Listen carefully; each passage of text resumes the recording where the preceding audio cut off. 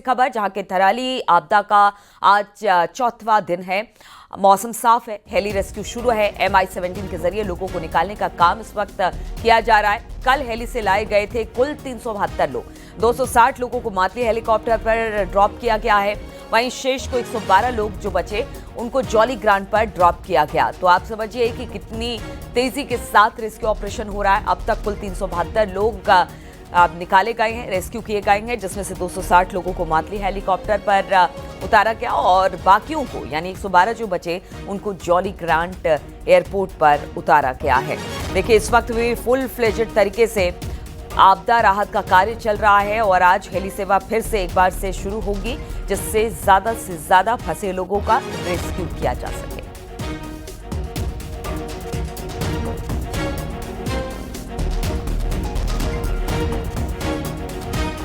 और इसी पर बातचीत करने के लिए सुनील नवप्रभात हमारे साथ जुड़े हुए हैं। सुनील, एक बार पूरा अपडेट दीजिए कि किस तरह से अब तक रेस्क्यू हुआ है। अभी आज पूरा दिन कहां कहां पर रेस्क्यू अभियान चलाया जाएगा और जो लोग जहां तहां फंसे हुए हैं उनको किस तरह से राहत पहुंचाने का काम इस वक्त किया जा रहा है।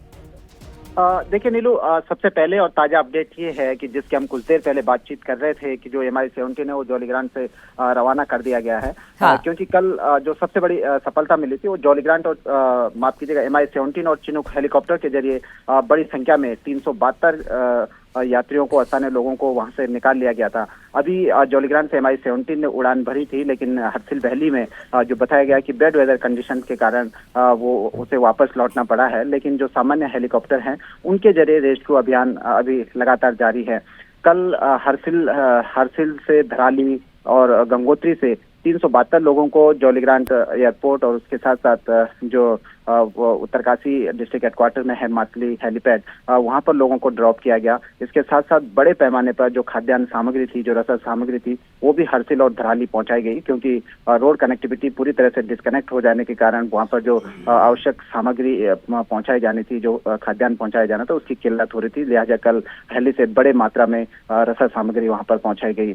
आज यदि वेदर क्लियर मिलता है, जिस तरह से MI-17 अभी लौटा है, लेकिन ये उम्मीद है कि कुछ देर बाद वैली में जब मौसम क्लियर होगा तो एक बार फिर से ऑपरेशन अपने पीक पर होगा। और कल मुख्यमंत्री ने भी ये बात कही थी कि आज ऑपरेशन करीब सबमिट कर लिया जाएगा, जो रेस्क्यू ऑपरेशन है हेली सेवाओं का। करीब 200 से 250 के आसपास लोग अब वहां पर हैं। जो हरसिल में जो राहत कैंप है, जो आर्मी का कैंप है, वहां पर लोगों को ठहराया गया है और आज एक एक करके उनको जॉली ग्रांट या फिर मातली हेलीपैड पर उनको ड्रॉप किया जाएगा। दूसरी ओर जो अच्छी खबर है कि जो नेशनल हाईवे जो लिमची गार्ड में जो 30 मीटर स्पान का जो पुल बह गया था, उस पर सुबह 4 बजे से वैली ब्रिज डालने का काम शुरू हो गया है। BRO और SDRF के जवान वहां पर मौजूद हैं और ये उम्मीद की जा रही है कि कल तक अगर वहां पर वेदर कंडीशंस ठीक मिलती है, बारिश नहीं होती है, कोई अन्य व्यवधान नहीं आता, तो कल शाम तक या कल दोपहर तक वहां पर वैली ब्रिज को खड़ा कर लिया जाएगा और एक बार फिर से जो गंगोत्री वैली है उसमें एक हद तक जो ट्रैफिक है, जो यातायात है, वो सुचारू हो पाएगा। जी बिल्कुल, यानी कि सुनील कह सकते हैं कि फुल फ्लेजेड तरीके से इस वक्त जो राहत बचाव कार्य है वो चल रहा है। लेकिन जो मार्ग है उसको लेकर सबसे ज्यादा चुनौती बनी हुई है। और मौसम किस तरीके का है? क्या अब मान के चले कि मौसम अगर ठीक ठाक रहा तो बहुत जल्द जो भी जहां पर फंसे हुए उनका रेस्क्यू कर लिया जाएगा। बहुत आसानी सेना, ITBP या फिर SDRF NDRF को होगी, मौसम अगर ठीक उनके अनुकूल रहा तो। देखिए, बिल्कुल प्रशासन ने, सरकार ने पूरे संसाधन झोंके हुए हैं। SDRF, NDRF, ITBP, special forces वहां पर अलग से हैं, सेना के जवान वहां पर अलग से हैं। इसके अलावा MI-17 चिनूक और सामान्य हेलीकॉप्टरों के जरिए युद्ध स्तर पर जो रेस्क्यू है, जो सर्च एंड रेस्क्यू ऑपरेशन है, उसको संचालित किया जा रहा है। कल आप लगाइए कि कल थोड़ा सा वेदर कंडीशन अच्छी मिली पूरे दिन भर, तो एक दिन में 372 लोगों को वहां से निकालना ही अपने आप में एक बड़ी चुनौती थी और अपने आप में एक बड़ी सफलता भी है कि इतने बड़े पैमाने पर लोगों को वहां से निचले इलाकों में सुरक्षित स्थानों पर ले आया गया। बहुत सारे लोगों को जॉली ग्रांट भेजा गया, करीब 100-150 के आसपास लोगों को। इसमें बहुत सारे लोग ऐसे भी थे जो वृद्ध थे, जिनकी तबीयत ठीक नहीं थी, उनको मातली हेलीपैड पर प्राथमिक उपचार दिया गया। इसके अलावा डिस्ट्रिक्ट हॉस्पिटल भेजा गया, या फिर जो ज्यादा सीरियस थे उनको फायर सेंटर के लिए भी रेफर किया गया।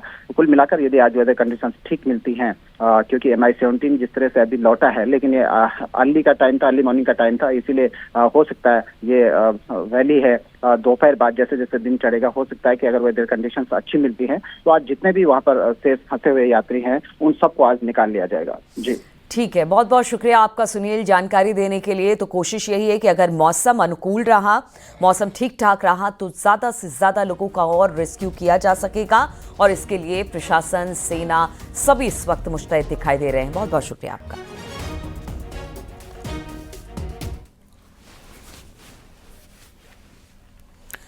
और उत्तर काशी के धराली से आई भीषण आपदा के बाद राहत और बचाव काम में तेजी से किया जा रहा। धराली आपदा का चौथा दिन और मौसम साफ है। हेली रेस्क्यू शुरू कर दिया गया है। MI-17 के जरिए लोगों को निकालने का काम हो रहा है। कुल मिलाकर हेली से अब तक 372 लोग लाए गए हैं। 260 लोगों को मातली हेलीपैड पर ड्रॉप किया गया, जबकि 112 लोगों को जौलीग्रांट पर ड्रॉप किया गया। गुरुवार को शाम तक कुल 372 लोगों को सुरक्षित निकाल लिया गया, जिसमें 255 लोग उत्तरकाशी के मातली हेलीपैड पर लाए गए, जबकि 112 लोगों को जौलीग्रांट एयरपोर्ट पर लाया गया। ये सभी यात्री भैरव घाटी, गंगोत्री, नेलांग घाटी में फंसे हुए थे। आज फिर से हेली अभियान शुरू किया जाएगा। शुरू हो भी चुका है। मुख्य सचिव का कहना है कि गंगोत्री धाम से ज्यादातर लोगों को अब बाहर निकाल लिया गया है।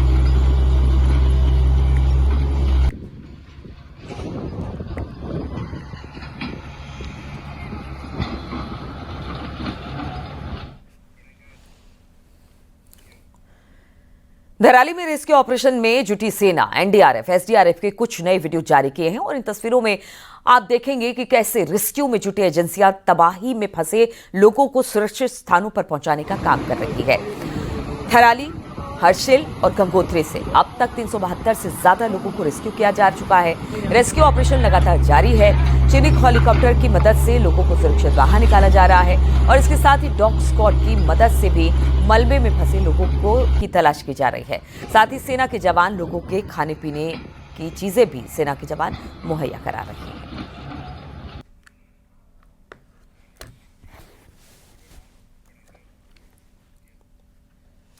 उत्तरकाशी के धराली में आपदा के बाद सीएम धामी उत्तरकाशी में कंट्रोल रूम पहुंचे और राहत बचाव कार्यों में मॉनिटरिंग की।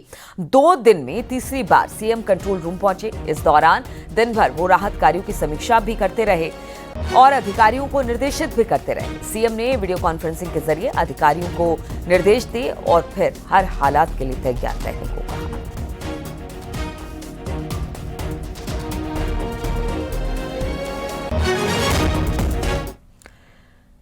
धराली में हादसे के बाद सीएम पुष्कर सिंह धामी भी उत्तरकाशी में डटे रहे और राहत और बचाव कार्यों की पल पल की अपडेट ले रहे हैं। सीएम धामी ने आज अस्पताल में पीड़ित लोगों से मुलाकात की और इसके साथ ही आपदा प्रभावितों और जवानों से भी सीएम पुष्कर सिंह धामी ने मुलाकात की है।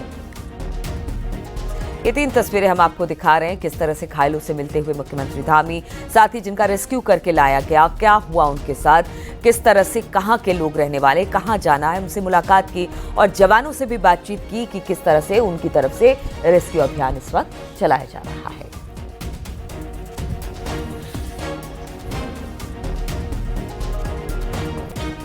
हम लोगों का प्रयास है कि जो गगनानी से आगे सड़क मार्ग पूरी तरह से ध्वस्त हो गया है, उसको फिर से संपर्क मार्ग जोड़ा जाए। वहाँ पर वैली ब्रिज लगाकर जल्दी से जल्दी स्थिति वहाँ पर बनाई जाए और सभी प्रकार के प्रबंध किए जा रहे हैं। कल तक हमारा ये मौसम इसी प्रकार बना रहेगा तो कल तक सभी लोगों को हम लोग वहाँ से निकाल लेंगे। उसके बाद पुनर्वास की प्रक्रिया है, अन्य प्रक्रियाएँ हैं। उत्तराखंड के मुख्यमंत्री पुष्कर सिंह धामी ने आपदा राहत कार्यों के लिए अपना 1 माह का वेतन देने की घोषणा की। इसके साथ ही सीएम ने जनप्रतिनिधियों, अधिकारियों, स्वयंसेवी संगठनों और आम नागरिकों से भी अपनी क्षमता अनुसार राहत कार्यों में सहयोग करने की अपील की है। आपको बता दें कि उत्तरकाशी जिले के धराली और हर्षिल क्षेत्रों में युद्ध स्तर पर राहत और बचाव कार्य चलाए जा रहे हैं।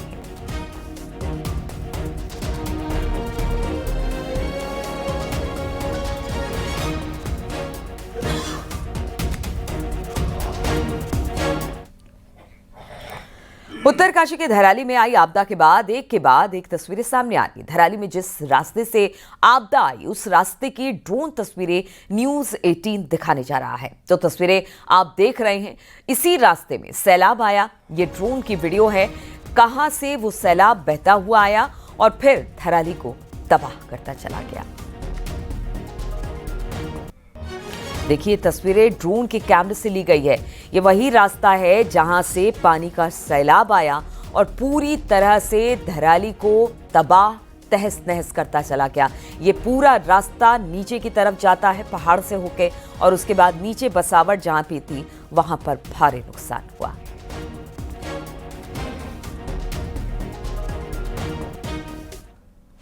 और अब न्यूज 18 आपको उस शख्स से मिलाने जा रहा है जिसने धराली की आपदा को न सिर्फ आंखों से देखा बल्कि उस भीषण प्रलय से सकुशल बचकर भी निकल आया।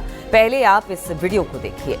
पीछे से मौत और मौत से बचकर भागती ये काले रंग की कार के साथ और आगे पीछे 25 से 30 लोग भाग रहे हैं जिनको काल ने अपने आगोश में ले लिया। बमुश्किल बच पाई कार और कार सवार। न्यूज 18 ने उस कार को चलाने वाले ड्राइवर फुरकान अहमद को खोज निकाला। सुनिए फुरकान अहमद की जुबानी उस प्रलय की कहानी। होगा कि हर्षिल का धराली का जो वीडियो लगातार वायरल हो रहा है, जिसमें लगातार पीछे से पूरा मलबा आता है और होटल गिरते हैं और उसके बाद एक काले रंग की कार जो स्पीड से बचते हुए आगे भागती है और उसके पीछे बहुत सारे लोग भागते हैं। तो उस कार को ड्राइव कर रहे थे फुरकान अहमद, जो आज सकुशल हमारे बीच में हैं। फुरकान जी, सबसे पहले हम ये जानना चाहेंगे कि आप धराली में करते क्या हैं? क्या सर, मैं वहाँ कॉटेज बनाता हूँ, वेल्डिंग का काम करता हूँ। अच्छा, कॉटेज वगैरह बनाते हैं, रूम बनाते हैं वहाँ। तो उसके लिए इसी प्रोसेस में वहाँ गए हुए थे। तो हम देख रहे हैं कि विजुअल में पीछे से मलबा आ रहा है, बिल्डिंग गिर रही है और आप कार लेके चले। आप उस समय कहाँ से आ रहे थे? क्या दृश्य? सर, मैं वहाँ मार्केट में सामान लेने के लिए गया था कुछ। तो वहाँ पे मेरे से तीन साथी भी थे जो सामान ले रहे थे और मैं गाड़ी के पास खड़ा था। अच्छा। तो तब ऊपर से वहाँ से मुखवा गांव से आवाज़ आ रही थी कि भागो, या सीटी बजा रहे थे वो। तो उसे देख के सब लोग भागने लगे। वैसे ही मैंने 3 लड़कों को अपने बोला कि मैं गाड़ी घुमाने में टाइम लगेगा, तुम भागो। तो वो वहाँ से भागे, मैं गाड़ी घुमा के वहाँ से निकला। फिर मैं जब आगे पहुँचा तो वो मुझे कोई भी नहीं मिला उनमें से। तो आपको पता लग गया था कि भाई कुछ ऊपर से होना? हाँ, वो उसमें सब जो रोल मच रही थी, वहाँ आवाज़ हो रही थी और पब्लिक भाग रही थी, उसका पता लग गया था कि ऊपर से कुछ आ रहा है। और वो पानी मलबा था, क्या था उसका पता नहीं था। वो आने के बाद पता लगा। अच्छा, एक बात बताइए, जब आपको लगा कि कुछ होने वाला है, आपने गाड़ी भगाई, आप गाड़ी लेके आ गए, तो उस समय आपके साथ साथ जो आगे पीछे लोग दौड़ रहे थे, कितने लोग रहे होंगे कम से कम? जो मेरे आगे थे वो 30 से 35 लोग थे। जो पीछे रह गए थे वो भी मतलब 10-15 लोग थे। वो कुछ नीचे की तरफ भागे और कुछ गाड़ी के पीछे भाग रहे थे। मगर वो तो जो गाड़ी के पीछे भाग रहे थे उनका तो कुछ नहीं पता लगा। उनका पता भी चलना नहीं है, उस टाइम वो मलबे में चले गए थे। जो गाड़ी के आगे थे वो उनका भी कंफर्म नहीं हो रहा कि वो गए किधर। अच्छा, वो हमें आगे नहीं मिल पाए। आपने कितनी दूर जाके गाड़ी रोकी फिर? लगभग मैंने 50 मीटर पर जाके गाड़ी रोकी थी। उसके बाद वो मुझे नहीं दिखाई दिए। कोई नहीं दिखा जो आपके आगे पीछे? एक भी आदमी नहीं दिखा। तो करीब 25 से 30 लोग रहे होंगे। 25 से 30 लोग रहेंगे। अच्छा, जब आप रुके उसके बाद आपने क्या देखा पीछे? धराली का क्या हाल था? किस तरह का मंजर उसके बाद? धराली में सर बिल्कुल सुनसान हो गया था। बिल्कुल ऐसा लग ही नहीं रहा था कि धराली है ये। ऐसा लग रहा था कि रेत का मैदान है, पहाड़ का मैदान है, बाकी कुछ नहीं है वहाँ पे। पूरा अगर पानी वगैरह होता तो फिर बचने के चांस थे। पानी नहीं है, सिर्फ टोटल मलबा था। तो उसके पीछे देखने में ऐसा लग ही नहीं रहा था कि मैं किसी मार्केट से निकल के आया हूँ। ऐसा लग रहा था कि पता नहीं कहाँ से मैं किसी रेते की से लगा क्रेशर में पहुँच गया, कहाँ पहुँच गया मालूम ही नहीं पड़ रहा था। चंद सेकंड में सर, मुश्किल से 20 से या 25 सेकंड हुई होगी। अच्छा, जो 2-3 लड़के जो आपके साथ थे, आपके दोस्त, उनका क्या हुआ? सर, उनका भी कंफर्म नहीं हो पा रहा है। 4 लड़के थे वे। उनमें से एक लड़का आज सुबह मिला हमें, वो भी हेलीपैड में बैठा हुआ। उसने ही बताया कि हम चारों साथ भागे थे, 3 लड़के अलग हो गए। अच्छा, डर लगता है सोच के? क्या सर, डर ये है कि अब आज के बाद मैं ऊपर आऊँगा नहीं सर काम करने। पहाड़ लास्ट था बस मेरा, ये इतना डर है। उसके बाद आना नहीं है। फुरकान अहमद के चेहरे और आंखों पर अभी भी उस भयावह, उस खतरनाक आपदा का असर साफ तौर पर देखा जा सकता है। कैमरा पर्सन दीपक उपाध्याय के साथ सुनील नौप्रभात, न्यूज़ 18 मातली। और उत्तरकाशी में हेली से रेस्क्यू इस वक्त चल रहा है। हेलीकॉप्टर के बिना गंगोत्री हर्षिल में फंसे यात्रियों को निकाला जाना बड़ा मुश्किल हो रहा है। जब तक रेस्क्यू ऑपरेशन पूरा नहीं होता है, रोड ठीक नहीं होती है, तब तक पुल नहीं बन जाते, तब तक सबको हेलीकॉप्टर का ही सहारा है।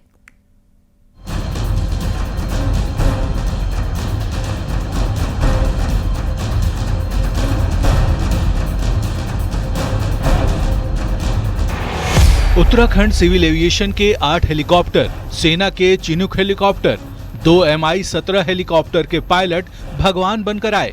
बुधवार शाम से छोटे हेलीकॉप्टर ने उड़ान भरनी शुरू की तो गुरुवार को एक साथ 12 हेलीकॉप्टर ने 300 से ज्यादा लोगों को उत्तरकाशी के मातली और देहरादून के जॉली ग्रांट एयरपोर्ट पर उतारा।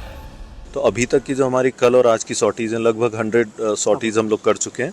8 चॉपर्स हमारे फ्लाई कर रहे हैं वैली में और उनका मातली स्टेशन है। मेनली मातली से हर्षिल की कॉन्टिन्यूसली सॉर्टीज हो रही हैं और इसमें जो निकाले गए लोगों के नंबर हैं समवेयर अराउंड 300 to 400 के आसपास हुआ है। उसके अलावा सामान भी हमारा गया है, राशन के पैकेट्स भी गए हैं। धराली से आए सैलाब में हाईवे कई जगह बह गया तो गंगनानी में 30 मीटर का पुल बह गया। मतलब ये कि उत्तर काशी और गंगोत्री के बीच ट्रैफिक तब तक नहीं चल पाएगा जब तक हाईवे नहीं बन जाता, गंगनानी में वैली ब्रिज नहीं बना लिया जाता। तब तक पूरे ऑपरेशन और काम में हेलीकॉप्टर लगे रहेंगे। माना जा रहा है कि गंगनानी में वैली ब्रिज बनाने में कम से कम 10 से 15 दिन का वक्त लग सकता है। और जो आपने रोड की डेफिनेटली अभी बहुत टफ कंडीशंस हैं, इमीडिएटली रिस्टोर होने की संभावना कम दिख रही है, लेकिन हम लोग उसको वैली ब्रिज और बाकी जो भी अल्टरनेट हो सकता है उसकी कोशिश की। जैसा कि ऑनरेबल सीएम सर के डायरेक्शंस हैं और हमें कंटिन्यूअसली रेस्क्यू ऑपरेशंस करने ही हैं, तो ऑनरेबल सीएम सर के डायरेक्शंस के अकॉर्डिंगली यदि नंबर कम किए जाने हैं, बढ़ाए जाने हैं, तो उसके अकॉर्डिंगली हम लोग एक्ट करेंगे। केदारनाथ वैली में जिस तरह हेली ऑपरेशंस के बीच में एक्सीडेंट हुए तो तमाम सवाल खड़े हुए कि हेलीज उत्तराखंड में कितने सुरक्षित है या नहीं है, लेकिन उत्तरकाशी की आपदा में हम देखते हैं तो बिल्कुल उल्टा है। यहाँ पर सड़क का नेटवर्क टूटने से सब कुछ हेलीकॉप्टर पर आकर टिक गया है और हेलीकॉप्टर्स ने इस पूरे ऑपरेशन में एक अहम रोल निभाया है। और यूकाडा का दावा है कि आने वाले दिनों में जब तक हालात सामान्य नहीं होते, पूरी तरीके से वहां पर हेलीकॉप्टर्स की मदद ली जाएगी। दीपांकर भट्ट, न्यूज़ 18, देहरादून। उत्तरकाशी के धराली से बड़ी खबर। आज सुबह सीएम धामी ने समीक्षा बैठक की है। धराली में चल रहे राहत बचाव कार्य की समीक्षा की। MI-17 चिनूक की मदद से रेस्क्यू जारी है। सीएम लोगों को सुरक्षित वापस लाया जा रहा है। सीएम ने कहा कि खाद्यान्न आपूर्ति के निर्देश भी मेरी तरफ से दिए गए हैं। सड़क संचार और बिजली बहाली के निर्देश सीएम ने दिए हैं और कहा है कि धराली में ही सीएम कैंप किए हुए हैं।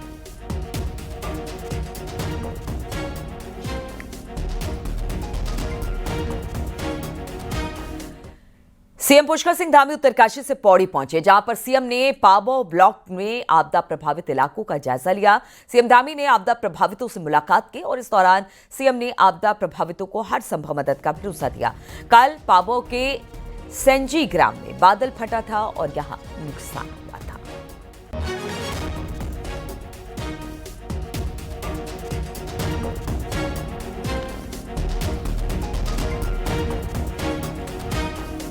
सेंध क्षेत्र, उस क्षेत्र के अनेक गांवों में बिजली बादल फटने के कारण से काफ़ी घरों को भी नुकसान हुआ है, सड़कों को नुकसान हुआ है। वहाँ भी पूरी तरह से सभी व्यवस्थाएं ध्वस्त हुई हैं। उन सबको भी जो है पटरी पर लाने के लिए हम लोग लगातार काम कर रहे हैं, शासन भी काम कर रहा है। बीजेपी के राष्ट्रीय मीडिया प्रमुख और गढ़वाल सांसद अनिल बलूनी ने केंद्रीय परिवहन और राजमार्ग मंत्री नितिन गडकरी से मुलाकात की। बलूनी ने गढ़वाल लोकसभा में भारी बारिश और बादल फटने से हुए सड़कों के नुकसान को लेकर बातचीत की। बलूनी ने जल्द इनके दोबारा निर्माण की मांग की। इस दौरान NHAI के चेयरमैन भी मौजूद रहे। अनिल बलूनी ने जल्द से जल्द रोड के निर्माण और पुलों के निर्माण की मांग की। बलूनी ने बताया कि केंद्रीय मंत्री गडकरी ने इस मौके पर पूरा भरोसा दिया कि जल्द से जल्द काम पूरा कर दिया जाएगा।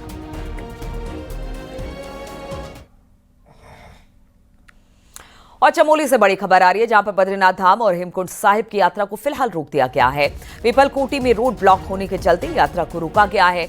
यात्रियों को सुरक्षित जगहों पर रोका गया। पीपलकोटी, चमोली, कर्णप्रयाग और जोशीमठ में यात्रियों को ठहराया गया है। आज शाम तक हाईवे खुलने की संभावना जताई जा रही है और हाईवे खुलने के बाद ही यात्रा शुरू हो पाएगी।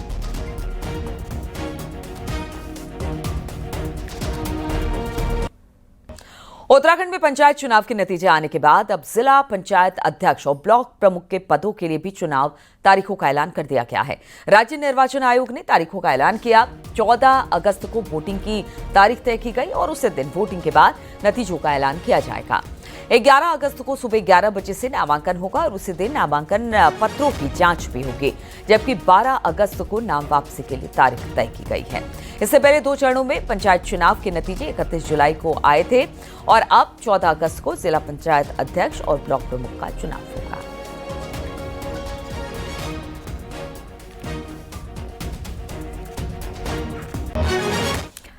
रामनगर के भलौन का एक वीडियो सोशल मीडिया पर वायरल हो रहा है, जिसमें एक बाइक सवार उफनते हुए बरसाती नाले में अपनी सड़क लेकर अपनी बाइक लेकर जा रहा है। वहीं बाइक सवार का संतुलन बिगड़ा, बाइक में सवार लोग गिर गए।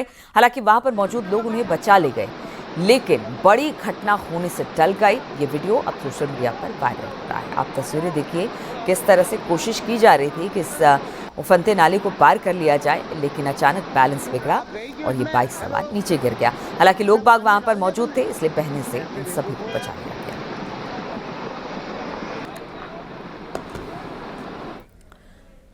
तो इन तमाम खबरों के साथ इस बुलेटिन में फिलहाल इतना ही। रुकेंगे छोटे से ब्रेक के लिए, लेकिन पहाड़ टॉप 10 पहले देख लेते हैं। चमोली में बद्रीनाथ नेशनल हाईवे पिपलकोटी के पास मलबा आने से बंद। बुधवार की शाम को जोशीमठ के पास पहाड़ टूटा। विकासनगर में कालसी की कोठी में गैस सिलेंडर लीक होने से परचून की दुकान में भीषण आग लग गई। आग लगने से दुकान में रखा लाखों का सामान जलकर खाक हो गया। रुद्रप्रयाग में केदारनाथ हाईवे पर 2 युवक बेहोशी की हालत में पड़े मिले। स्थानीय लोगों ने दोनों को जिला अस्पताल पहुंचाया। पिथौरागढ़ के डीएम ने आपदा प्रभावित इलाकों का दौरा किया। डीएम ने प्रभावित परिवारों को मुआवजा भी दिया। कैलाश मानसरोवर की यात्रा पर जा रहा चौथा दल पिथौरागढ़ के गुंजी में पहुंच चुका है। 48 सदस्यों का यह दल लिपुलेख रोड बंद होने के कारण धारचूला में रुका था। हरिद्वार में एआई के जरिए फेक वीडियो बनाने वालों पर पुलिस ने सख्ती कर दी है। गंगा के बढ़े जलस्तर, कुछ लोगों ने फर्जी वीडियो बनाया। 72 घंटे की लगातार बारिश से हल्द्वानी की गौला नदी उफान पर है। बारिश वाले पानी के साथ आई मिट्टी में हल्द्वानी में पेयजल का संकट पैदा हो गया है। हरिद्वार रुड़की के बीच नेशनल हाईवे पर बड़ा गड्ढा हो गया। इससे रोड की क्वालिटी पर सवाल खड़े हो रहे हैं। उत्तरकाशी में आपदा के बाद हर्षिल में बड़ी झील बन गई है। हालांकि अब झील में पानी निकलने वाला है। धराली आपदा के पीड़ितों के लिए ग्राफिक एरा यूनिवर्सिटी की तरफ से 4000 किलो राशन हेलीकॉप्टर के जरिए पहुंचाया गया।